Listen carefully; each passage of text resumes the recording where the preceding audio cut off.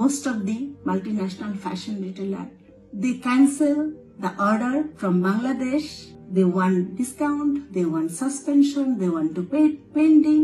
আমাদের এপ্রিল মাসের বেতন 60% দিবে, তো আমাদের 60% বেতন দিলে যা পাবো তার দিয়ে ঘর ভাড়া দিলে আর 1 থেকে 1,500 টাকা থাকবে। এই টাকা দিয়ে আমি নিজে চলবো না আমার বাড়িতে ছোট ভাই একটা বুবা, ছোট বোন একটা অসুস্থ, তাদেরকে দেখবো। যে আমাদের এইভাবে যদি শীতের বেতন দেওয়া হয় তাহলে তো আমার ফ্যামিলি চলবে না, তাই ভাইয়ের যে কাজটা ক্যান্সেল করছে এই কাজটা আবার পুনরায় অর্ডার দেওয়ার জন্য ভাইয়ের কাছে আমাদের রিকোয়েস্ট থাকবে। তো আমরা আবার কাজ করতে চাই, তো আমরা করোনায় মরবো না, আমরা না খেয়ে মরবো।